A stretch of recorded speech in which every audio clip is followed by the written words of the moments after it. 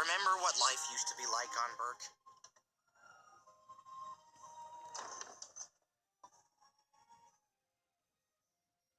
Dragons. You had to be crazy to live here. But we're Vikings. Crazy's what we do best. And I guess I had enough crazy in me to do something no Viking had ever done before. I trained a dragon. Life on Burke hasn't been the same since. And now my friends and I have the greatest job in the world. We're dragon trainers. Living with dragons, it ain't easy. It brings a new adventure every day, and there's so much to learn. Because if you want to train dragons, you have to know dragons. So, if you hurry, you can join us in the Great Hall where we're just about to start a new class. So that's a crop. Correct. You cannot tell its head from its tail. Right. Oh, and Gronkles do not like to be scratched under their chins. I found that out the hard way. Okay, no scratching under chin. Got it. Whoa, what? Toothless, what's up, bud? Oh, hey. Whoa, a new dragon trainer. Ah, a new recruit. Want to train dragons, do you? Looks eager enough. This one's got potential. Aye, we'll see about that. Here it is. Book of Dragons. Between these two covers are the most incredible creatures you'd ever hope to see. Some you know, but there are some you've never seen before. And you won't last a day out there if you don't learn the facts in here. Trevor, you can't scare us. We've already trained dragons. Ah, this book contains more than just training. It's the key to unlocking a new world of dragons.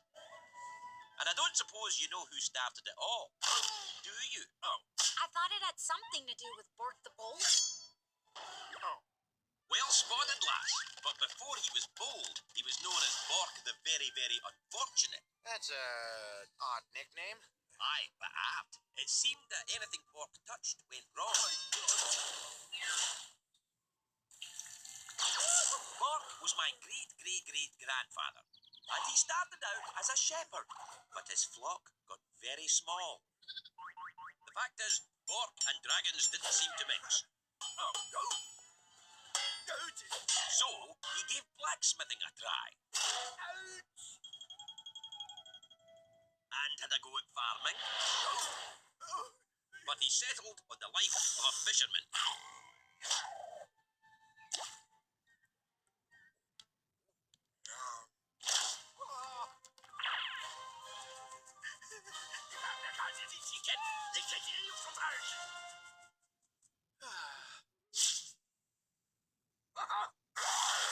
And he used to say, if you see a dragon, kill on sight. You kids taught us that we could train a dragon, but it was Bork who had the idea to classify them. And what does Bork say is the first class of dragons? Oh, that's easy. Stoker class. Now, according to the book, these hot-headed dragons are furious fire breathers. And when training a terror, start with a very shiny object. Aw, he's cute. Cute, maybe on his own. But Bork says if you get these little terrors in a group, it's no picnic. You see, terrors are social creatures. They love to hunt in packs.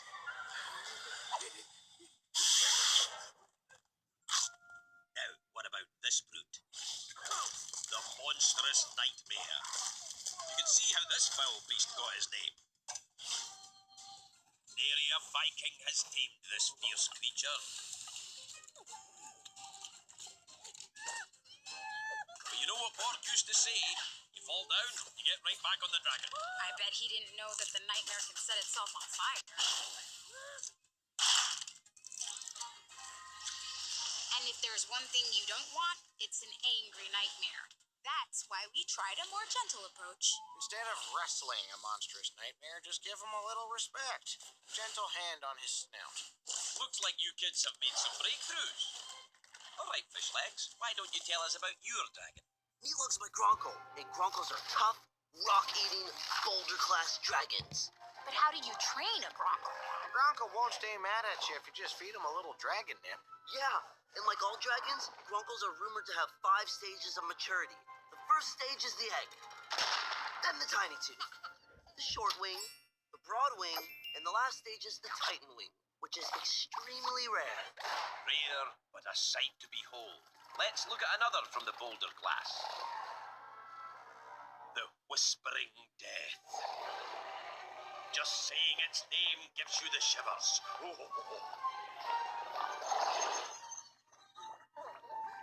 Bork says the Whispering Death knows only one thing: killing.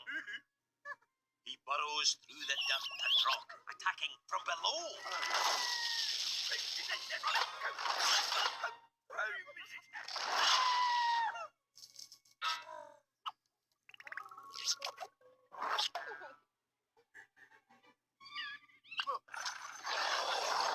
Their rotating teeth can bore through anything. And these boulder class baddies are so wicked, they can breathe rings of fire. But even though these dragons have a fearsome reputation, it turns out they just love to be brushed. With patience, any dragon can be trained. Even this next batch. Fear class. These dragons are silent. They're sneaky. They turn up where you least expect them. If fear class dragons are so sneaky, how did Bork find one? Oh, he did better than find one. He found the lair of a zippleback. Well, actually, it wasn't he who found it. It was his trusted sheep, Willie. And what do you know of a zippleback? It's got two heads, twice the danger. One head releases gas, the other ignites it. And if you feed both heads at once, they become one agreeable dragon. That's right. If you want to befriend a dragon, it's a good idea to start by feeding it. And once they're fed, make sure you play with them. You kids are full of good tips, but what happens when you go from 2 heads to 4? It's the Venus flytrap of dragons, the devious snap trapper. Ha ha! The book says that this wild beast has enticed many a Viking into its deadly trap with its sweet smell of chocolate.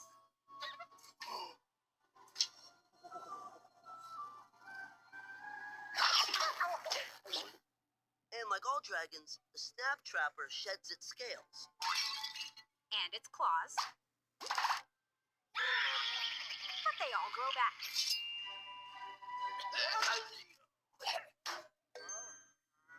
With all those heads, Bork must have had 4 times the trouble. Aye, that's a fact. Until one day, Bork made an interesting discovery. Snap trappers love rain. And they can't wait to play in the mud. Well, the snap trapper is incredible, but let's see what secrets we uncover with the next class of dragons. The Sharp class. These dragons have a generous dose of vanity and spend a lot of time preening. My personal favorite is the Deadly Natter. Bork says that natters are the hottest fire in the dragon world. We found the best way to train her was to approach her carefully, slowly moving around back toward her tail. Her tail? You've gone mad. It's full of poisonous spikes that can launch at will.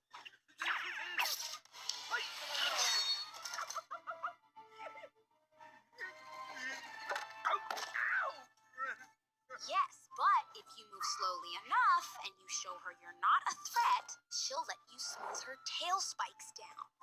There's more to the Sharp class than just natters. Let's look at what Bork wrote about the Timberjack. This dragon attacks out of the sky with razor-sharp wings and can slice through a forest of trees like a giant guillotine.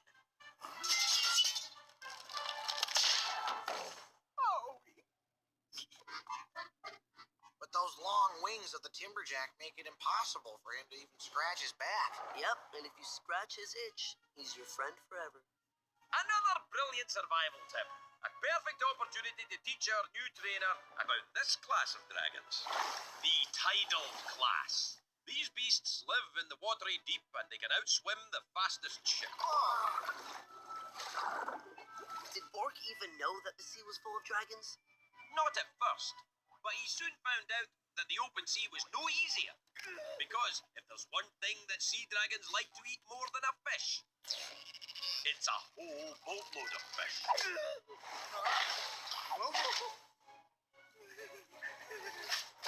And after that first sighting, Bork called it A scaldron. As we now know, that sea dragon fills itself up with water, then heats it in its giant cauldron-like stomach. One blast from that hot water, and you're finished.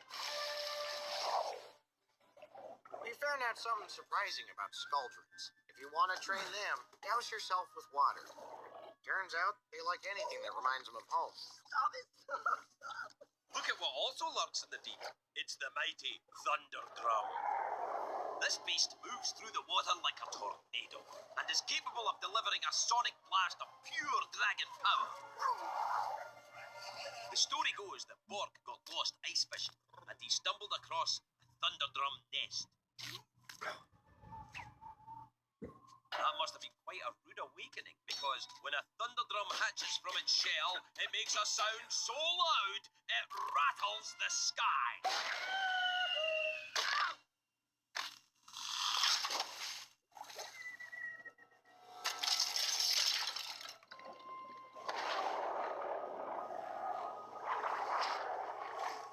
Now, here's a class that might stump you.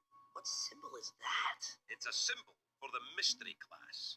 We don't really know how these guys work. That's why they're a mystery. Is it a tree?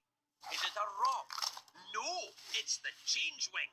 This strange dragon can disappear into any environment.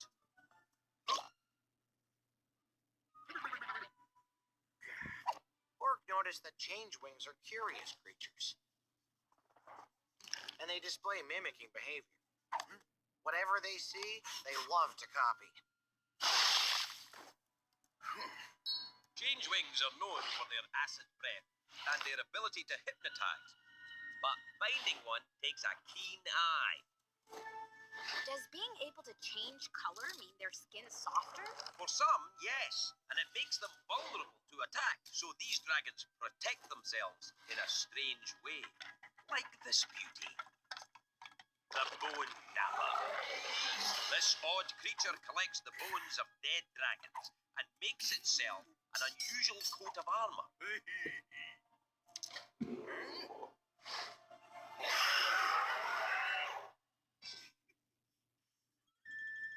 The best way to deal with this brutal bag of bones is to subdue it with force and fear and firepower. Sure, right. That's what you did, Gobber. All right. You give a bone napper whatever it's looking for, and it's just like an overgrown puppy dog. Look, why don't we go on to the next class of dragons? Finally, strike class. Every dragon in this class is characterized by blazing speed, vice-like jaw strength, and extreme intelligence. I give you the Skrill. This elusive creature is highly secretive. It is known to ride lightning bolts. Found only during electrical storms, it can shoot bursts of white fire. If you get too close to a Skrill, your hair will stand on end.